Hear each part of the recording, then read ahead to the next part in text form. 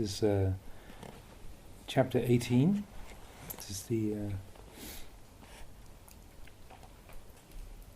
a teaching called, a piece called Timeless Teachings, and this was first printed in the Forest Sangha newsletter in 1997. And I'm not sure who the translator of this is, but it's a fairly short piece, and so we'll do this one first, and then the next one, which is number 19, chapter 19, Fragments of a Teaching. But we'll do this one first of all. Timeless Teachings. Everyone knows suffering, but they don't really understand suffering. If we really understood suffering, then that would be the end of our suffering. Westerners are generally in a hurry, so they have greater extremes of happiness and suffering. The fact that they have much kilesa can be a source of wisdom later on. To live the lay life and practice Dhamma, one must be in the world but remain above it. Sila, beginning with the basic 5 precepts, the moral guidelines for wholesome actions, is the all-important parent to all good things. It is for removing all wrong from the mind, removing that which causes distress and agitation. When these basic things are gone, the mind will always be in a state of samadhi. At first, the basic thing is to make sila really firm. Practice formal meditation when there's the opportunity. Sometimes it'll be good, sometimes not. Don't worry about it. Just continue. If doubts arise, just realize that they, like everything else in the mind, are impermanent. From this base, samadhi will come, but not yet wisdom. One must watch the mind at work, see like and dislike arising from sense contact, and not attach to them. Don't be anxious for results or quick progress. An infant crawls at first, then learns to walk, then to run, and when it's fully grown can travel halfway around the world to Thailand. Dana, giving or generosity, if given with good intention, can bring happiness to oneself and others. But until sila is complete, giving is not pure, because we may steal from one person and give to another. Seeking pleasure and having fun is never-ending. One is never satisfied. It's like water in a jar with a hole in it. We try to fill it, but the water is continually leaking out. The peace of the religious life has a definite end. It puts a stop to the cycle of endless seeking. It's like plugging up the hole in the water jar. Living in the world, practicing meditation, others will look at you like a gong which isn't struck, not producing any sound. They will consider you useless, mad, defeated. But actually, it's just the opposite. As for myself, I never questioned the teachers very much. I've always been a listener. I would listen to what they had to say, whether it was right or wrong, it didn't matter. Then I would just practice. The same as you who would practice here. You should not have all that many questions. If one has constant mindfulness, then one can examine one's own mental states. We don't need anyone else to examine our moods. Once when I was staying with an Ajahn, I had to sew myself a robe. In those days there weren't any sewing machines. One had to sew by hand, and it was a very trying experience. The cloth was very thick, and the needles were dull. One kept stabbing oneself with a needle. One's hands became very sore. Blood kept dripping on the cloth. Because the task was so difficult, I was anxious to get it done. I became so absorbed in the work that I didn't even notice that I was sitting in the scorching sun, dripping with sweat. The Ajahn came over to me and asked me why I was sitting in the sun and not in the cool shade. I told him that I was really anxious to get the work done. "Where are you rushing off to?" he asked. "Oh, I want to get this job done so that I can do my sitting and walking meditation," I told him. "When is our work ever finished?" he asked. Oh, this finally brought me around. Our worldly work is never finished," he explained. "You should use such occasions as this as exercises in mindfulness. And then, when you've worked long enough, just stop. Put it aside and continue your sitting and walking practice." Now I began to understand his teaching.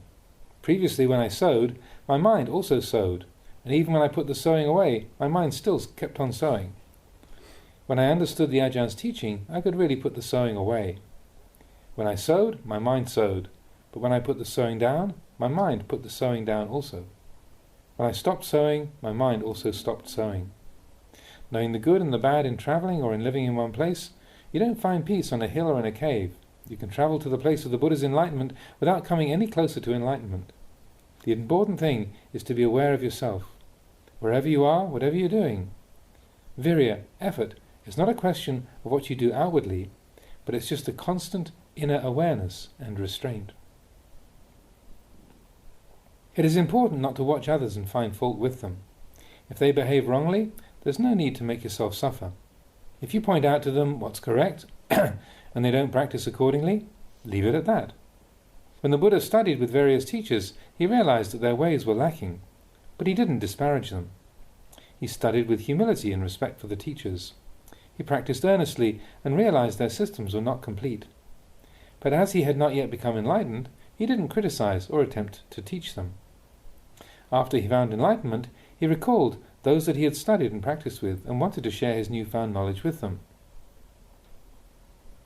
We practice to be free of suffering, but to be free of suffering does not mean just to have everything as you would like it. Have everyone behave as you would like them to, speaking only that which pleases you.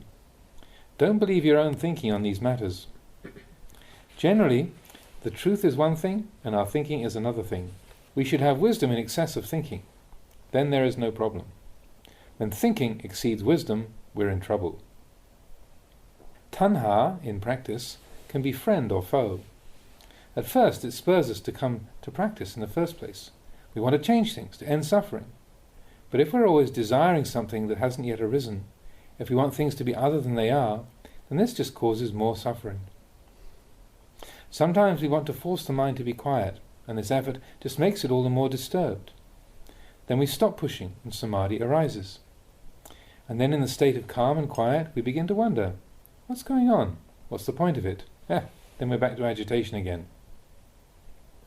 The day before the first Sanghayana, the first council after the Buddha's parinibbana, one of the Buddha's disciples went to tell Ananda, "Tomorrow is the Sangha council, only arahats may attend."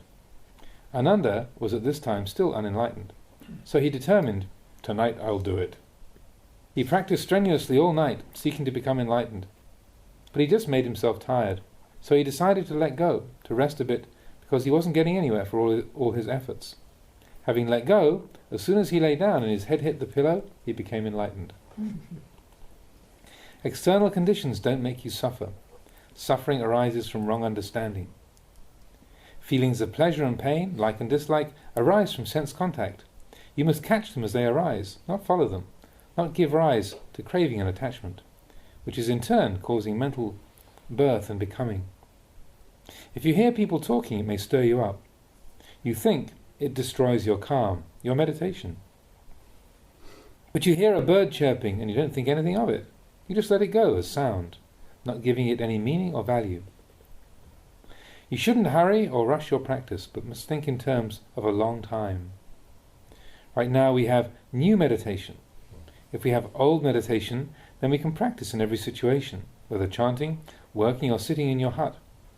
We don't have to go seeking for special places to practice. Wanting to practice alone is half right, but also half wrong. It isn't that I don't favour a lot of formal meditation, but one must know when to come out of it. 7 days, 2 weeks, 1 month, 2 months, and then return to relating to people and to situations again. This is where wisdom is gained. Too much samadhi practice has no advantage other than that one may become mad. Many monks, wanting to be alone, have gone off and died alone. Having the view that formal practice is the complete and only way to practice, disregarding one's normal life situation, is called being intoxicated with meditation. Meditation is giving rise to wisdom in the mind. This we can do anywhere, any time, and in any posture.